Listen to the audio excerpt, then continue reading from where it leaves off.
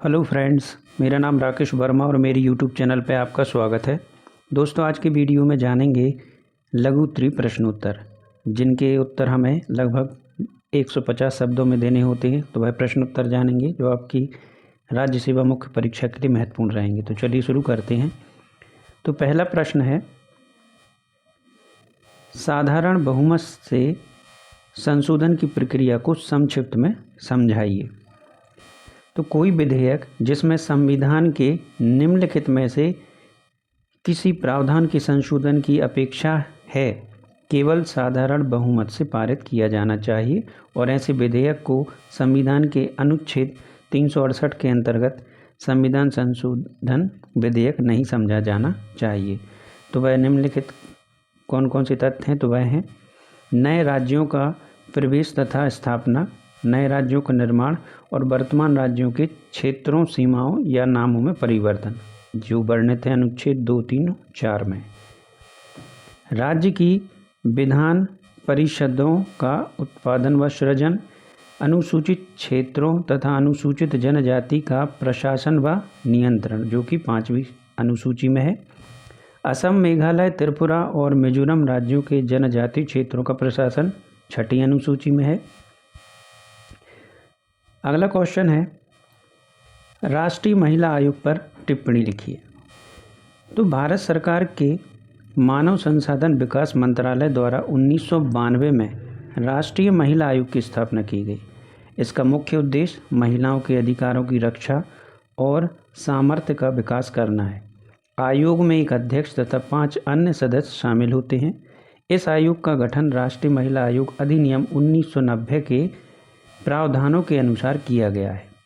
आयोग के कार्यों में संविधान तथा अन्य विधि द्वारा प्रदत्त महिलाओं के अधिकारों तथा अन्य सुरक्षा उपायों के क्रियान्वयन की निगरानी करना, महिला अधिकार हनन के मामलों की जांच करना, महिलाओं की स्थिति को प्रभावित करने वाले कानूनों की समीक्षा करना, सामाजिक आर्थिक विकास आयोजन में महिला भागीदारी को सुनिश्चित करना तथा महिलाओं के सर्वांगीण विकास हेतु अपनी सिफारिशें पेश करना आदि शामिल है।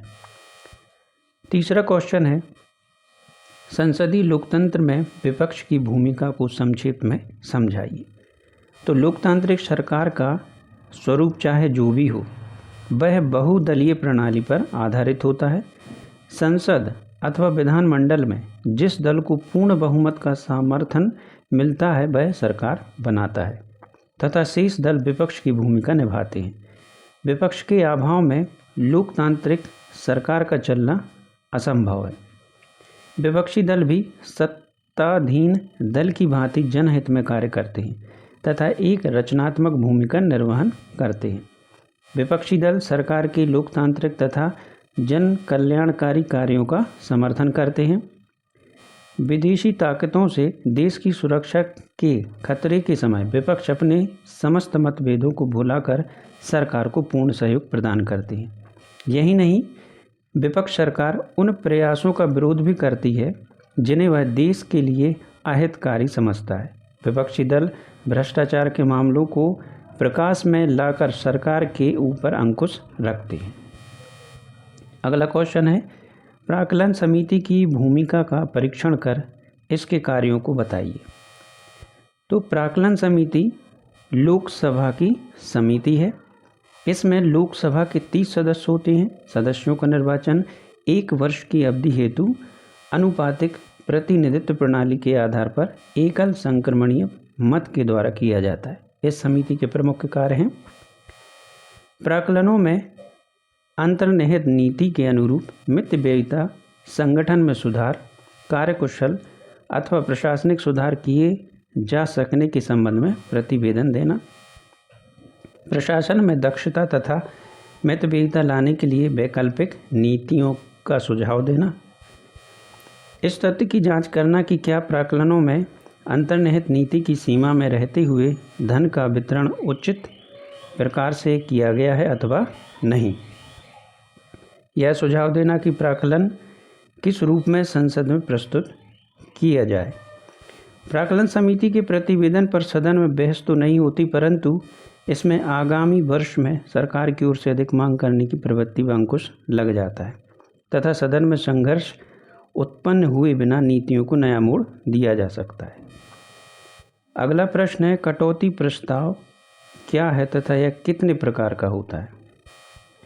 तो संसद द्वारा किसी भी विभाग के लिए धन की अनुदान की मांग में कमी करने वाले प्रस्ताव कटौती प्रस्ताव कहलाते हैं।